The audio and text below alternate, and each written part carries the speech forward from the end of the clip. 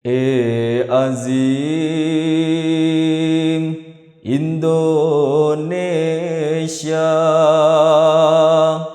jayalah Indonesia.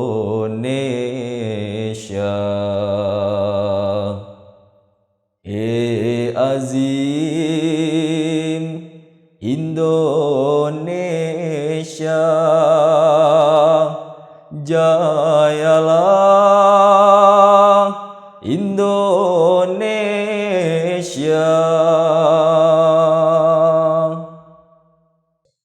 Assalamualaikum warahmatullahi wabarakatuh.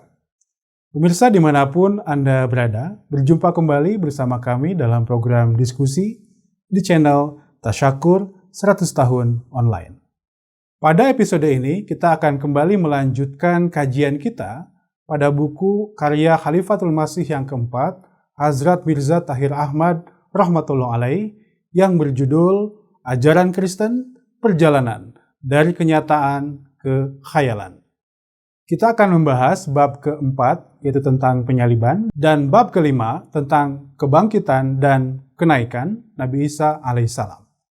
Telah hadir bersama kita dua narasumber yang tentunya sudah tidak asing lagi. Ini Bapak Eki Sabandi dan Maulana Khairuddin Ahmad Jusmasah. Assalamualaikum Bapak. Terima kasih banyak atas kehadirannya kembali untuk melanjutkan bahasan kita di episode yang kedua ini. Terkait bab yang keempat tentang penyaliban, mungkin Pak Jusman akan menyampaikan poin-poinnya, silakan. Tentang penyaliban ini sebenarnya terkait dengan doktrin-doktrin yang telah disebutkan di awal, dari Adam berdosa, kemudian dosa warisan, kemudian penebusan dosa oleh Yesus, kemudian disalibkan dan dianggap sebagai Tuhan.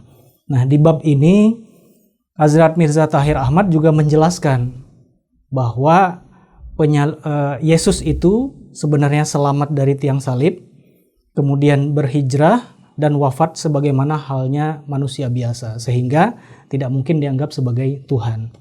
Nah, sebelum membahas tentang peristiwa-peristiwa penyaliban, di sini Hazrat Mirza Tahir Ahmad menyampaikan satu pendapat menurut pandangan Ahmadi, yang mana penyaliban itu adalah suatu upaya yang dilakukan untuk membunuh Yesus oleh orang-orang Yahudi dengan cara yang terkutuk, ya, dengan penyaliban itu untuk membuktikan bahwa Yesus itu bukan Al-Masih mereka, nah, tetapi selamat.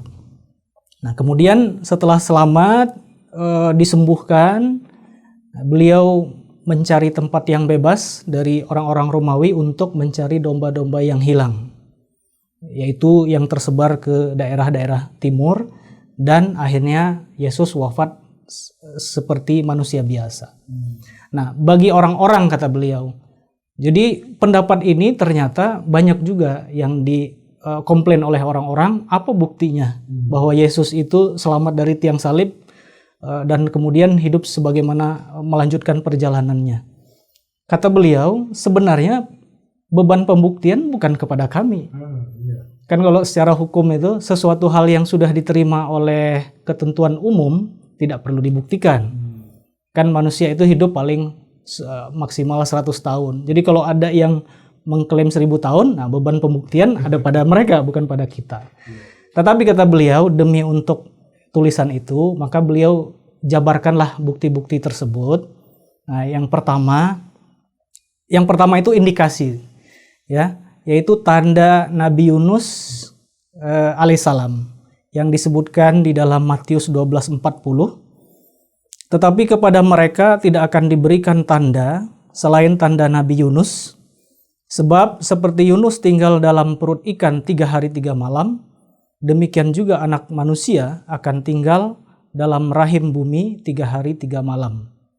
Nah, kita ketahui bahwa Nabi Yunus itu dalam perut ikan, sudah mafhum semua, selamat selama 3 hari 3 malam. Nah, kata Yesus bahwa di dalam Matius ini bahwa beliau juga akan selamat dari kematian seperti itu. Artinya ini mengindikasikan bahwa Yesus juga akan selamat dari percobaan nanti yang akan beliau dapatkan. Itu salah satu yang disampaikan oleh Mirza Tahir Ahmad, bukti yang beliau jabarkan. Terima kasih Pak Jusman. Pak Eki, ini sungguh menarik nih Pak, terkait apa yang beliau sampaikan, petunjuk-petunjuk yang membuktikan terkait proses-proses penyaliban tersebut. Mungkin Pak Eki bisa sampaikan petunjuk lainnya?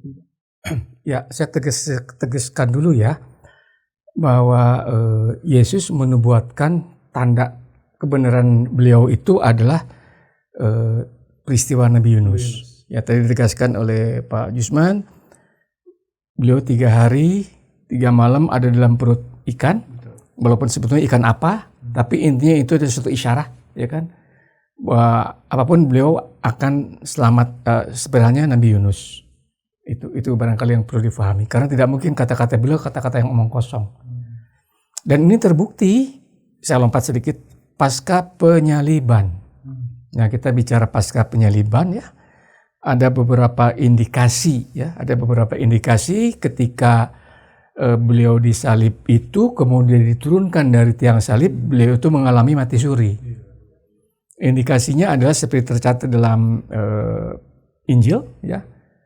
Pertama, beliau hanya disalib, baik Matius, Markus, Lukas, Yohanes, walaupun jam penyaliban yang berbeda, tetapi sepakat bahwa beliau itu naik di tiang salib itu lebih kurang 3 jam. 3 jam tidak cukup untuk membuat manusia yang disalib itu mati di tiang salib.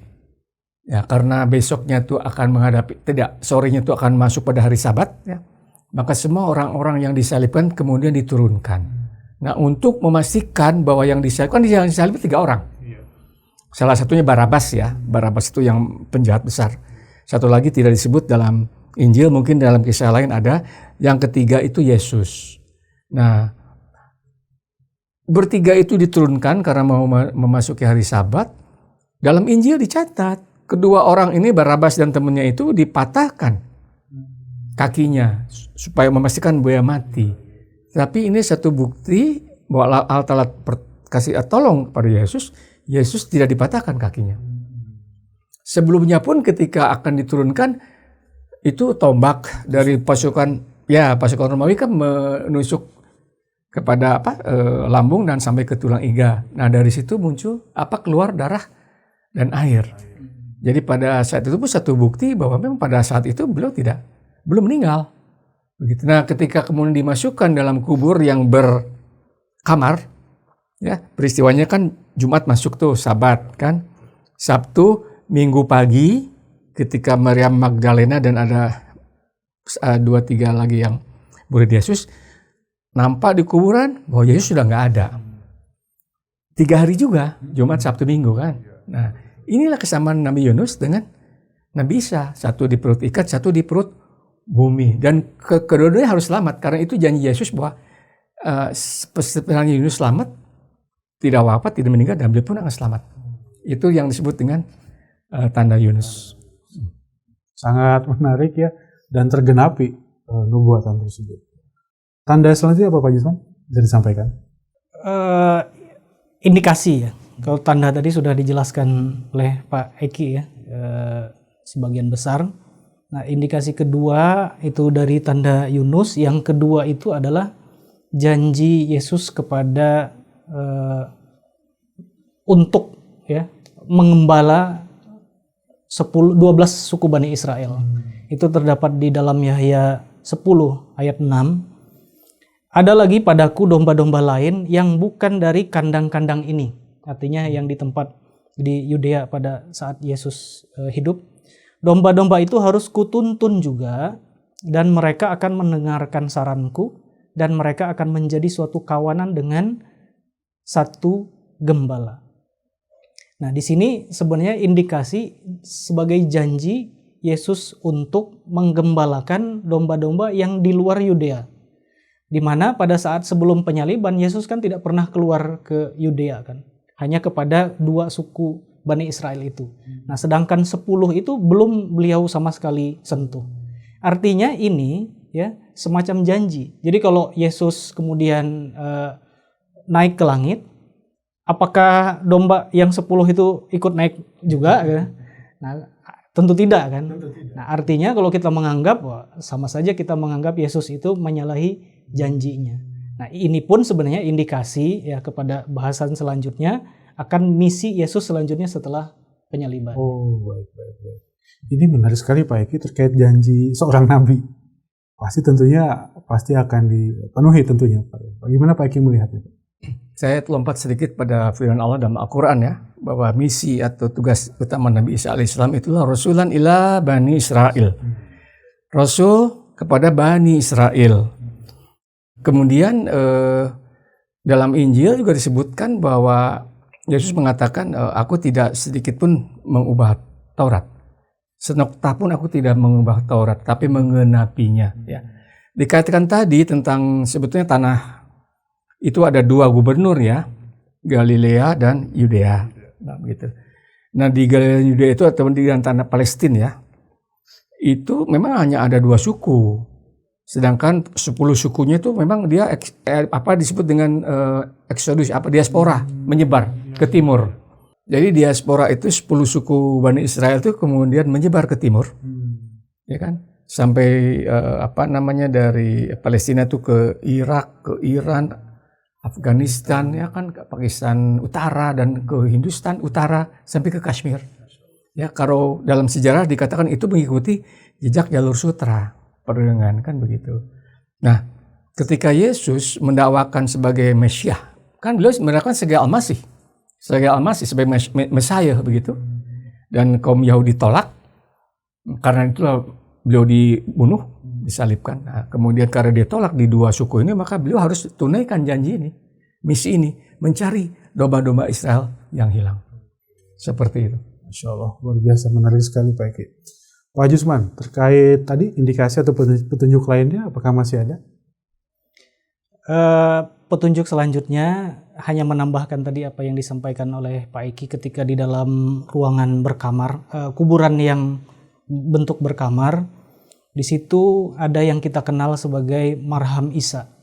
Sebenarnya itu ramuan-ramuan khusus yang diperuntukkan oleh para sahabat, para hawari untuk mengobati beliau dan kemudian sembuh, yang dikenal sebagai marham Isa di kemudian hari. Nah, ini secara logika yang disampaikan oleh Huzur bahwa buat apa para sahabat menyiapkan marham itu? Simpelnya. Artinya pasti para sahabat itu mencium indikasi bahwa Yesus itu masih hidup. Ketika diturunkan tadi di tombak keluar air itu, pasti mereka lebih tahu karena mereka yang menyaksikan. Nah, otomatis kalau memang sudah terbukti mati, buat apa lagi mereka menyiapkan marham kan? Nah, artinya ini sudah menunjukkan salah satu bukti nyata bahwa Yesus itu memang selamat dari tiang salib ya, ketika di dalam kuburan berkamar tersebut, dan dalam beberapa hari, sekitar 3 hari, akhirnya Yesus diselamatkan, kemudian yang ketemu hawari dan melanjutkan perjalanan. Baik. Terkait proses peristiwa penyalibannya sendiri Pak Eki, itu bagaimana Pak gambarannya Pak? Jadi tadi disebutkan bahwa proses penyaliban itu 3 jam lah ya, lebih kurang. Kemudian tadi dikatakan bahwa peristiwa Yesus ditombak lambung dan tidak dipatahkan tulang kakinya, itu dikisahkan dalam Injil Yohanes kan begitu. Kemudian yang 2 penjahat tadi, perompak tadi juga disebut dalam Injil Yohanes ya. Kemudian bahwa ditegaskan lagi para saksi disebutkan bahwa para prajurit, para imam ahli Taurat, Maria Magdalena, Maria ibu Yakobus dan Yosef serta Salome ya. Dalam peristiwa itu tidak satupun murid Yesus yang menyaksikan. Tidak satupun murid Yesus menyaksikan ya. Kemudian ketika disebut ke penurunan dari kayu salib itu juga hanya disinggung dalam Injil Yohanes. Markus, Matius, Lukas memang tidak menyinggung sama sekali peristiwa penurunan itu kan begitu. Nah, kemudian tadi disebut bahwa 3 jam. Ada satu hal yang menarik ya sebelumnya, itu harus saya katakan bahwa Pilatus sendiri kan ragu bahwa Yesus sebetulnya nggak berdosa, kan, sehingga dia mencuci tangan kan. Aku terbebaslah dari persekusi orang-orang ini, karena yang mendorong atau memprovokasi itu kan dari kelompok Sanhedrin ya, kelompok rabi-rabi Yahudi ya, yang dipimpin oleh Kayafas, kan begitu. Nah, itu setelah penyeliban 3 jam itulah memang di sini ada suatu peristiwa yang dikatakan ini pertolongan Allah Ta'ala. Jadi ketika peristiwa itu penurunan itu dilakukan, maka dengan segera itu disebut dengan Yusuf Arimatea itu segera kemudian membawa Yesus ke kubur dan kemudian memberi pengobatan-pengobatan dengan tadi disebut dengan Marham Isa atau Salf Isa. Isa. Seperti itu.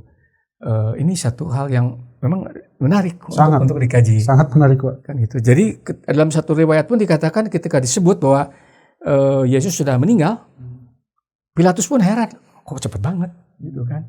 Itu. Jadi kan itu diminta kan sama Yusuf Arimatea itu, sini jenazahnya, saya urus, gitu kan? Itu ini udah meninggal, gitu. Kaget, sudah meninggal, gitu. Jadi tapi karena di satu riwayat mengatakan bahwa waktu peristiwa penurunan itu terjadi tanda-tanda langit ya, gelap, kemudian mendung, kemudian angin, dan ada juga gempa bumi. Itu ini orang-orang takut gitu, ini ada apa gitu, bubar gitu loh, sehingga jenazah itu kemudian diambil oleh Yusuf Arimatea, dimasukkan dalam kubur itu dan kemudian diberikan pengobatan seperti itu ya. Itu masalah penyaliban. Ya. Terima kasih Pak Eki, ini sangat menarik kajiannya dan istimewanya berbasis dari dalil-dalil atau sumber dari Alkitab sendiri, dari Injil Pak ya. Terima kasih. Pak Jusman, terkait pokok bahasan selanjutnya apa lagi? Di bab kelima, di sini Hazrat Mirza Tahir Ahmad membahas tentang kebangkitan dan kenaikan. Nah, mengenai kebangkitan ini, memang menurut Kristen itu kan ada 3 rangkaian ya. Pertama disalibkan, kemudian mati di tiang salib, kemudian hidup atau bangkit. Nah, setelah bangkit itu kemudian naik ke surga. Nah, pertama tentang kematian tadi sudah dibahas. Nah, yang kedua tentang hidup kembali atau kebangkitan, revival ya. Di sini memang umat Kristen menjelaskan bahwa Yesus itu bangkit kembali. Artinya hidup kembali. Nah, tetapi di sini kembali lagi Mirza Tahir Ahmad menjelaskan secara logis ya, dari kacamata logis, bahwa pertanyaan beliau bagaimana kondisi otak Yesus atau pikiran yang mengatur segala macam di tubuh ini. Jadi kalau dikatakan 3 jam, jadi kita andaikan, kata beliau disalibkan itu sekitar 3 jam dan dalam kondisi mati. Bisa dibayangkan ya, kalau otak itu sudah berhenti, pasukan darah, jantung dan lain juga berhenti. Nah, kemudian organ-organ yang lain pun pasti rusak.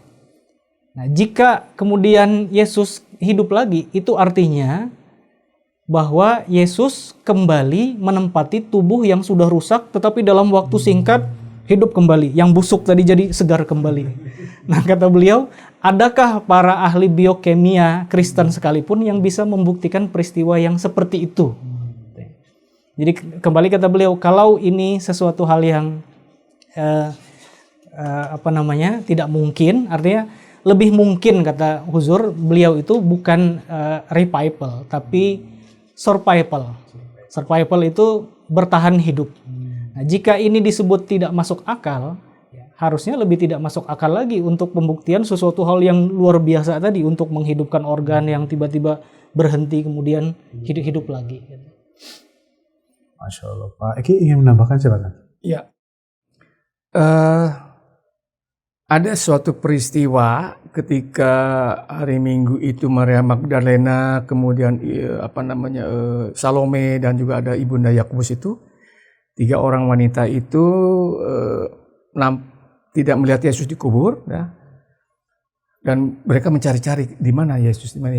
Tapi di saat itu ada satu dalam kisah lain, Yesus itu pergi menyamar ke suatu tempat di Galilea juga, dan di situ beliau bertemu dengan para murid-muridnya, kan begitu.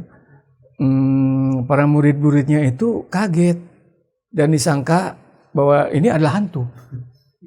Gitu. Jadi murid-muridnya tuh juga sampai memeriksa tangannya, diperiksa bekas penyaliban kan, bekas tusukan ombak ya, tombak yang sudah mengering, diperiksa begitu. Dan kemudian Yesus sama-sama makan ikan. Yesus mengatakan, masa hantu makan ikan? Begitu. Nah, yakinlah bahwa ini adalah wujud Yesus, dan memang sudah selamat beliau dari kematian di tiang salib itu. Begitu. Nah, kemudian beliau itu dari waktu ke waktu kan harus sembunyi-sembunyi, ya kan? Harus juga menyamar supaya selamat dari pengejaran berikutnya dari pasukan Romawi. Kan di situ. Kemudian beliau berjalan terus sampai ke Damaskus, sampai ke Syria ya, sampai ke Irak sebagainya itu. Nah, ini perjalanan yang dikatakan bahwa memang Yesus selamat dari tiang salib. Sedangkan kalau dikatakannya tadi bahwa Yesus diangkat ke langit, gitu kan? Itu dalam Injil siapa? Dan kan nggak ada satupun murid Yesus yang menyaksikannya. Dikatakan bahwa naik ke langit, kemudian duduk di sisi kanan Allah. Memang kamu lihat bahwa Allah ada di atas sisi kanan. Jadi itu hal-hal yang kemudian maksudnya kamu itu, saya bilang itu penulis ya. Penulis itu memang betul di sisi kanan. Kenapa nggak di sisi kiri atau di belakang? Kan begitu kalau memang betul ya. Itu. Jadi maksudnya itu ini hal yang kritis yang dijabarkan itu. Bahwa tidak ada satupun yang menyaksikan tentang kenaikan Yesus ke langit. Masya Allah. Terima kasih Pak Eki atas penjelasannya. Jusman, terkait pokok bahasan tentang kenaikan Nabi Isa alaihissalam itu seperti apa? Tentang kenaikan Nabi Isa alaihissalam, tadi memang ada disebutkan oleh Pak Eki tentang Yesus bertemu dengan para hawari, kemudian memperlihatkan luka-luka supaya tidak dikira hantu, kemudian makan makanan ikan dan roti, ingin menunjukkan bahwa beliau itu manusia yang hidup, kemudian hilang. Nah, kemudian pertanyaannya kemana setelah itu? Nah, di dalam menurut umat Kristiani bahwa di dalam Injil yaitu Markus dan Lukas disebutkan bahwa di dalam Markus 16 ayat 19 disebutkan sesudah Tuhan Yesus berbicara demikian kepada mereka, terangkatlah ia ke surga lalu duduk di sebelah kanan Allah. Kemudian dalam Lukas 24:51, dan ketika ia sedang memberkati mereka, ia berpisah dari mereka dan terangkat ke sorga. Nah, menurut Hazrat Mirza Tahir Ahmad, inilah satu-satunya dua ya, yang memberitakan tentang kenaikan Al-Masih, yang di Injil-Injil yang lain justru tidak mengabarkan tentang hal ini. Tetapi di sini ya, penelitian lebih mendalam bahwa ini kisah kenaikan ini sebenarnya tambahan di kemudian hari. Mengapa? Karena di dalam Kodeks Sinaiticus yang berasal di abad keempat Masehi, ini merupakan teks tertua ya, Perjanjian Lama dan Perjanjian Baru. Kisah tentang Lukas dan Markus ini tentang kenaikan itu tidak tercantum di situ. Artinya bisa disimpulkan bahwa itu sisipan yang ada di kemudian hari. Itu mengenai kenaikan Yesus ke langit menurut versi Injil. Baik, ada tanggapan atau tambahan, silakan Pak. Ya, tadi saya sudah tegaskan ya, baik Lukas atau Markus tuh dia atau mereka tuh penulis Injil ya. Tapi juga bukan murid Yesus gitu. Jadi kisah ini didapat dari manapun kita sudah tidak memahami, ya kan. Kemudian terjadi kontradiksi, terjadi sisipan. Katakanlah itu diterima sebagai satu sisipan lah. Pertanyaan mendasar, siapa yang menyaksikan bahwa Yesus naik ke langit? Siapa yang bisa memastikan bahwa Yesus duduk di sebelah kanan Bapa? Itu suatu, kalau memang kita mau terlepas dari satu keimanan yang diyakini, boleh-boleh saja. Tapi kalau kita kaji secara kritis, ini satu hal yang mesti dipecahkan. Tidak boleh hanya bicara, oh ini satu misteri. Itu barangkali yang disampaikan oleh Mr. Tahir Ahmad. Apa-apa kalau menyangkut hal yang bisa terjawab, bayawana misteri seperti itu. Luar biasa kajian kita pada episode ini membahas dan mengkaji tentang fakta-fakta sesungguhnya seputar penyaliban, kebangkitan, dan kenaikan Isa Al-Masih. Terima kasih banyak Bapak-Bapak atas pembahasannya. Semoga bermanfaat untuk kita semua, khususnya untuk para pemirsa. Dan mudah-mudahan kita dapat berjumpa dalam episode yang akan datang. Pemirsa dimanapun Anda berada, demikianlah kajian kita dan pembahasan kita terkait pembahasan bab keempat dan kelima dari buku Ajaran Kristen, Perjalanan dari Kenyataan ke Khayalan. Terima kasih banyak atas segenap perhatiannya. Semoga kita dapat berjumpa dalam episode selanjutnya. Wa akhiru da'wana alhamdulillahirabbil alamin. Wassalamualaikum warahmatullahi wabarakatuh.